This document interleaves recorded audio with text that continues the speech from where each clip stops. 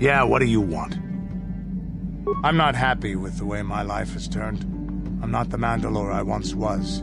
I don't even think I'm the merc I was when I joined you. I think I need something more than killing and fighting in my life. I need a purpose or something like that. The way the Mandalorians, we fought, it holds no appeal for me. To rape and ravage worlds for the thrill of battle. It gets old. Very old. Honor in battle, cheating death, comrades in arms. The code of the Mandalore. I think I'm something different now. Maybe more, maybe less. I don't think there is really any place left in the galaxy for the Mandalorian clans like they were. I don't know if I can go on forever fighting as I have. Even warriors get insightful in their old age. Once my time with you is done, once you have moved on to greater things, I'll find my own way once again. Maybe the Mandalorian clans will be reborn again. Maybe even under the Republic, or the Sith. But dreaming about the future is stupid right now. We should get down to our business and finish it. If we survive all this, maybe we could talk about it then. Is there something else you want to know? Your choice. I'm here if you want something done right.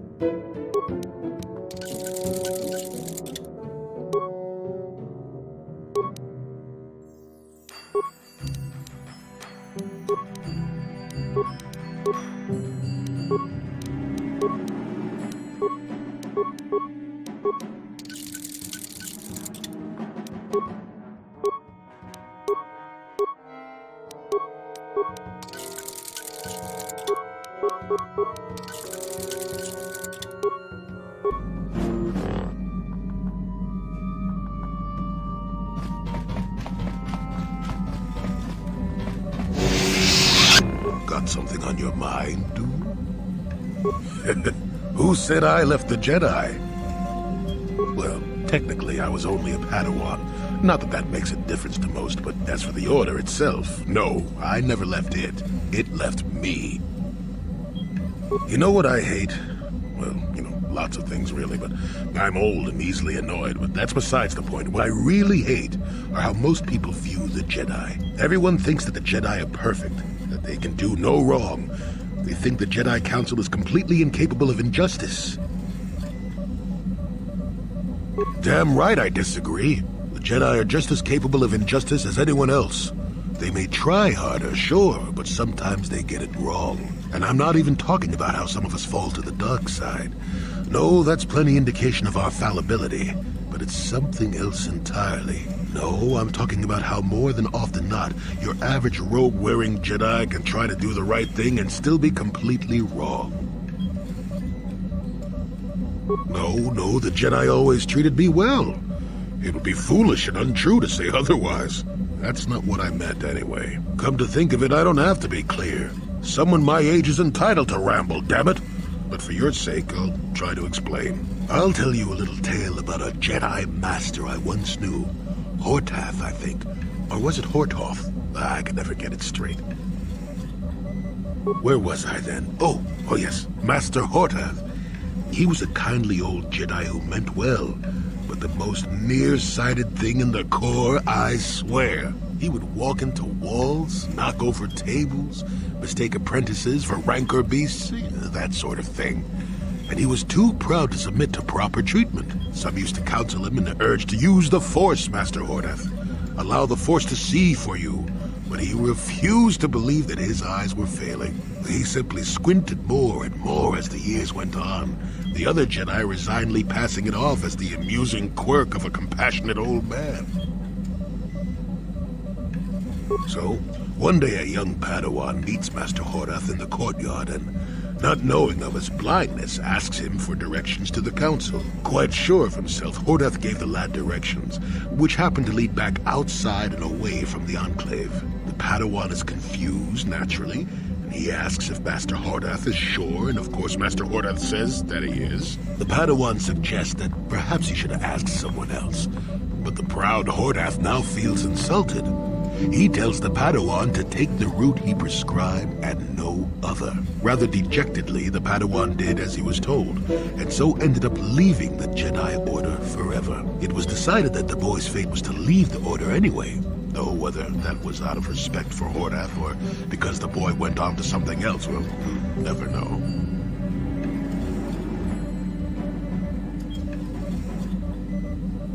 No, both of them were from before my time. Well before the Sith Wars, even. The tale is about blindness, and I thought the point was clear. At any rate, you think about it. You're the one who asked why the Jedi left me, remember? Now let's get going. My feet are itching for a good run. Got something on your mind, dude? Bad men. Women, too, to be fair. Oh, indeed. They make a fine sandwich also. But don't tell the Jedi Council I said that. And just what gave you the impression that I know anything more about the Sith than you do? Oh, that's right. Damn the ears of the young. I was expecting you to be your usual inattentive self when I mentioned that. So it's true, yes. I fought plenty of Sith. That was during the time of Exar Kun. Oh, 40 years ago now. Has it been that long?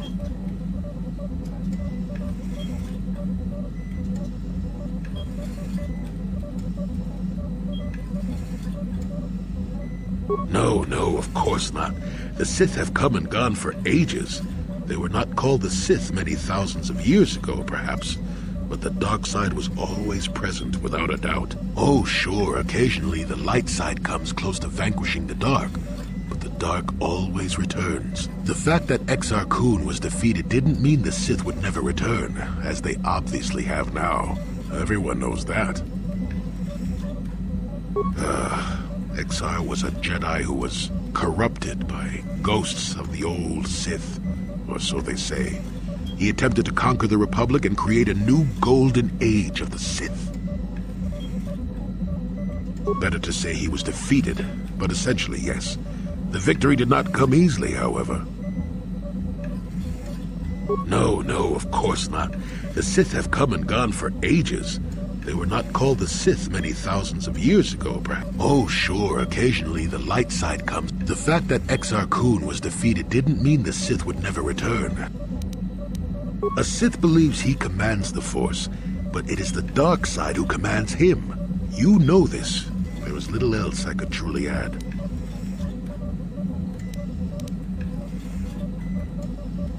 That is not a pleasant time to remember. After Exar Kun fell to the dark side, he attempted to recruit other Jedi to his cause. What surprised us, what took us completely unprepared, was how utterly successful he was. Many Jedi joined him and became Sith themselves. Why they did, I will never truly know, but they did. Battle broke out throughout the Order, pupil against master.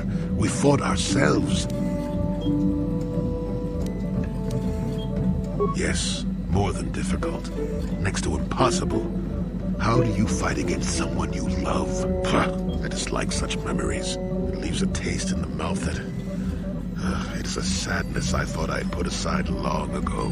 Ask me about the war some other time, just not now. I would prefer to be by myself for now. Got something on your mind, dude? Not particularly. I suppose you're going to nag me until I cough it up, aren't you? Nothing is private anymore, it looks like. There's no escaping it, I guess. So be it. My wife's name was Neyama. She was the Yukanis enforcer who shot me out of the sky, if you remember. My wife had plenty to do with the war. Upon meeting her, I knew right away that she was strong in the Force. That's why she was able to shoot me down. Neyama was a marvel of a woman. Fiery, determined, smart, She dragged me to the capital and foiled 3 of my attempts to escape prison. Oh, and that body. Well, yes, that. Needless to say, I eventually won her over. That was after I kidnapped her upon being broken out of the Yucata's prison, mind you. But, that's another story entirely. At any rate, I wanted to train her in the Jedi way. The Council refused my request, naturally.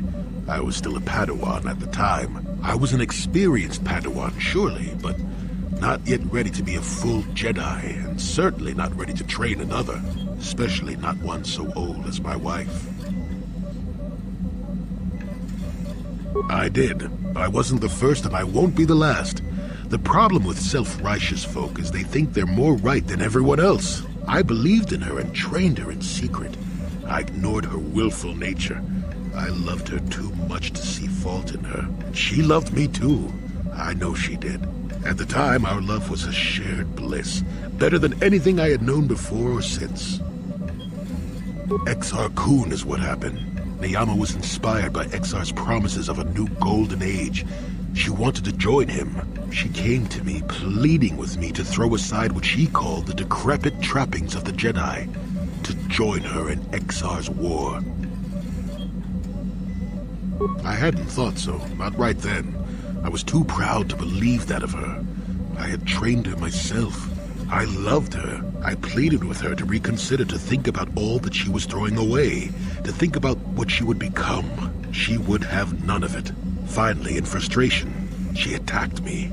She drew her lightsaber and attempted to strike me down. It was a scene being repeated everywhere throughout the galaxy.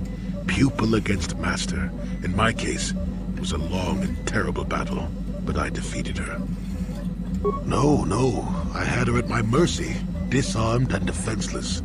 She looked up at me and she knew. She knew I couldn't do it.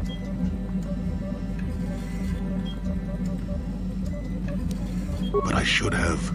Sometimes I convince myself otherwise, but it's no use. She had fallen to the dark side when she raised her saber against me, and I let her go. To my shame, she went on to kill many Jedi during the war, until she herself was slain in the final battle. I grieved for her death, inevitable as it was, even as the Jedi Council put me on trial for my actions once the war was over. I had trained Neyama against their wishes. I had failed to kill her when I had the chance, and she went on to kill others. Not to mention that I had remained a Padawan throughout the war. For formality, perhaps, but with the trial, it had to be decided if I was worthy to become a Jedi at all. It was a travesty, of course. I told you that even the Jedi were capable of great injustices, didn't I? But I deserved to be tried. They found me innocent, even though I deserved every punishment and more. They let me go. Mitigating circumstances, they said. I deserved compassion, they said. They said I had learned wisdom the hard way. For all I had done during the war, they wished to raise me to full Jedi status at long last. That was when the Jedi left me. That was when they failed me. No, maybe you don't at that. They may have been able to forgive me. I could never forgive myself. Yes, I do, I suppose. Does that surprise you? It is all so long ago, lost in the winds, I suppose. Nobody cares what an old man believes anymore, do they? Let's continue on with the task at hand. I would prefer to think of the present today. Got something on your mind, do you? Oh, that was not until many years later, to tell the truth. I spent quite some time wandering the galaxy. Nothing so extravagant. I merely traveled from place to place. I don't even think I knew what I was searching for. It wasn't as if my travels were pleasant either. There were plenty of folks who distrusted the Jedi after the war, or worse. I suppose so. Not everyone would understand why the Jedi would suddenly start killing themselves and tearing up half the galaxy, would they? If people weren't treating me with suspicion, they were looking at me with greed. I don't know how many thought they could make use of me for their own ends. I got so sick of the treachery and deceit, I left the civilized parts of the galaxy and headed instead for the uncivilized parts. Actually, I was on my way somewhere else when I crash-landed on Kashyyyk. The ship I was using was a rust bucket. Sure, why not? Seemed like an interesting enough place to spend a couple of decades exploring.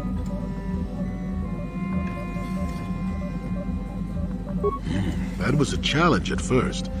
You've seen the kind of creatures that exist down there, and you missed the really big ones. I was still able to rely on the Force to keep me safe for the most part. The rest of the trick is keeping out of the way of most of the predators. No, that's true. Still, most of the creatures grow accustomed to me, and I to them. At least none of them ever heard of a Jedi. Oh, they did at first, oh yes. I can't say I was overly pleased to encounter a group of indigenous giant carpets either, I can assure you of that. Well, that was after 2 decades of helping them. They certainly didn't trust me at first. When I could, I would assist a few young ones who would get lost in the Shadowlands or attacked unexpectedly by the wildlife. I must say, for a while there the Wookiees actually thought I was some kind of benevolent forest god. Amusing, really. I set them straight eventually. At first, when the slavers took to hunting down lone Wookiees in the fringes of the Shadowlands, I did my best to divert them. Later, when Shundar made his deal, I didn't see any point. I wasn't here to save them from their own sad follies, after all. Nonsense. I had no idea that's what they were thinking for a long time. I just thought they were being friendly neighbors, leaving fruit and such for me. Later, when I started to understand some of their grunting, I realized they would say prayers to the Hairless One before descending into the forest. Hairless One. I used to have plenty of hair, I tell you. At any rate, it took a few bruises, but I set the record straight. I traveled to Rookwaro and met with the chieftain in front of everyone. Freyr swatted at me just to see if I was real or not. I was real, and while it was a light swat, Wookiees are terribly strong. I was knocked out cold for a day. The Wookiees all thought it was quite funny. Not really. Kashyyyk is a place you can feel very small in. It felt good to devote my time to helping people and living simply. What can I say? I did it all for the Wookiees. The Wookiees? Well, okay, maybe I needed some time on a quiet and remote planet, but if you ever need a friend, an incredibly strong hairball isn't a bad call. I suppose I am, in a way, despite the smell. For a race of gardeners, they've developed quite interestingly. You remember the alien computer, correct? Kashyyyk was meant to be an agricultural planet. The Wookiees were made for a reason, or at least that's what I'm thinking. But I'm an old man who's had a long time to develop that opinion, so don't argue with me. At any rate, we should be moving along, don't you think? If you sat around this long in the Shadowlands, attack would eat you. Got something on your mind, dude? Are we back to that again?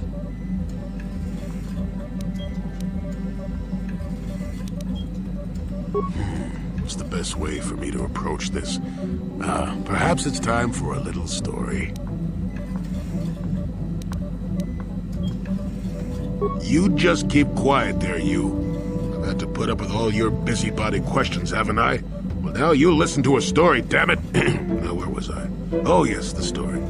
You almost made me forget about it. Nice try, but I'm not that old just yet. Now then, a young man sees a terribly venomous snake in his small village. Nervous, he watches the snake carefully until it leaves. The young man follows the snake into the forest. He clears the branches out of its path and helps it over obstacles. He even works to keep it fed. Shush! Many nights pass, and still the young man continues to follow the snake. He even follows it into the sands of the great desert. In the desert, the snake eventually grows hungry. It turns and bites the young man, its poison quickly working its way into his system. Finally, curious, the snake looks at the boy as he lays dying and asks, "Why were you foolish enough to follow me all the way out into the desert?" The boy looks back and replies, "Did I follow you? I thought I was leading you away from everyone else. And then he died. Well, now, that's what I wanted to see for myself. Well, then, let's hope you're not the young man either. I've told you before that you have a destiny before you. This does not mean, however, that your future is already written. They are not the same thing. You have the choice of which direction you take your destiny in.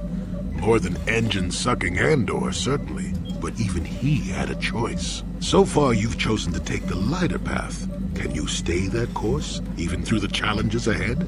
We'll have to wait and see. I'm not here to judge you or tell you which path to take. I'm here ready to offer you my help, should you ask for it. I do that because I think it's important. More important than remaining in my home and pretending the galaxy doesn't exist. That's why I'm here. I'm rather glad I came too, really. You're a fine young lad. I hope things turn out well for you. Now then, I've chatted enough for one lifetime. Let's get this show on the road, shall we? How can you possibly be Raven? The Jedi whose troops saved me on Taris. It was Raven, leading an army out to defeat the Mandalorians. It was you. I knew when I heard that you had become the Dark Lord of the Sith, that something was wrong with it. The man who saved me could never go completely to the dark side. It is good to know that you have truly changed. It gives me hope. I do not think now that I will fall to the dark side. I only have to look at you and follow by your example, and there is no way I can fail. Yes, that is true. I suppose you would know better than I. I will never forget what you did for me, even if you do not remember it.